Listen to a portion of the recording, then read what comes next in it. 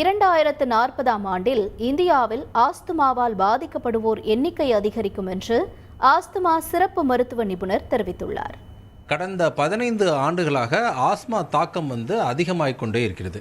கிட்டத்தட்ட ஆய்வுகள் என்ன சொல்கிறாங்கன்னா 2040 இந்தியாவில் ஆஸ்மா நோயாளிகள் அதிகமாக இருப்பார்கள் அப்படின்றாங்க. ஆமாங்க, இந்த ஸ்டாட்டிஸ்டிக்ஸ் உண்மைதான். ஏன்னா இன்னைக்கு டேட் வரையும் பார்த்தீங்கனாலே 260 மில்லியன் பீப்புள் ஆஸ்மால அஃபெக்ட் ஆயிருக்காங்க உலக அளவில். 4.5 லட்சம் மக்கள் வருஷத்துக்கு ஆஸ்மானால மட்டுமே இறக்குறாங்க. ஆஸ்மாவோட பிராட் கிளாசிபிகேஷன் பார்த்தீங்கன்னா அட்டோபிக் ஆஸ்மா, நான் அட்டோபிக் ஆஸ்மான்னு சொல்லுவாங்க. இந்த அட்டோபிக் ஆஸ்மான்றது ஃபேமிலி ஹிஸ்டரி ஆஃப் ஆஸ்மா இருக்கும். அவங்க அப்பாவுக்கோ சித்தப்பாக்கோ தாய்மாவுக்கோ இருக்கும் ஆஸ்மா இருக்கும். இது எனி அக்யூட் ஸ்மெல், பெர்ஃப்யூம்னாலயா இல்ல பொல்யூஷனால, டஸ்ட் அலர்ஜினால, ஒட்டடை அடிச்சா அதுக்கப்புறமா ட்ரிகர் ஆகுறது, இதெல்லாம் அட்டோபிக் ஆஸ்மால வந்துடும். இப்ப நிறைய ஸ்மோக்கர்ஸ் நீங்க ஸ்மோக்கிங்னால உங்க உடல்நலம் மட்டும் கெட்டுறது இல்லாம பாசிவ் ஸ்மோக்கிங் உங்களை சுத்தி இருக்கிறவங்களும் அஃபெக்ட் ஆகுறாங்க. அதனால நீங்க ஸ்மோக் பண்றவங்க தயவு செய்து குழந்தைங்க இல்லாம பப்ளிக் யாரும் இல்லாத இடத்துல போய் தனியா ஸ்மோக் பண்றது மற்றவங்களுக்கும் நல்லது.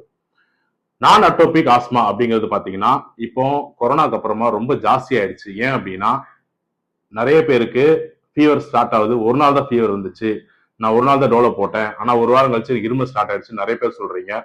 இது அக்யூட் பிராங்கைட்டிஸ் அப்படின்ற கண்டிஷன் ஆஸ்மேட்டிக் பிராங்கைட்டிஸ் மாதிரி கிரானிக் கண்டிஷன் ஆஸ்மாவா உருமாறு.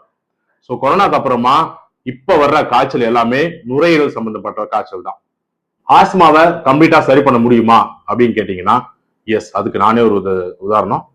எனக்கு பிறந்ததுல இருந்து என்னுடைய 17-16 வயசு வரைக்குமே இந்த ஆஸ்மான்ற பிரச்சனை இருந்துச்சு. எல்லா மருத்துவ முறையும் பார்த்துட்டு இறுதியாக தான் ஹோமியோபதி மெடிசன் சாப்பிட்டேன், சரியாயிடுச்சு.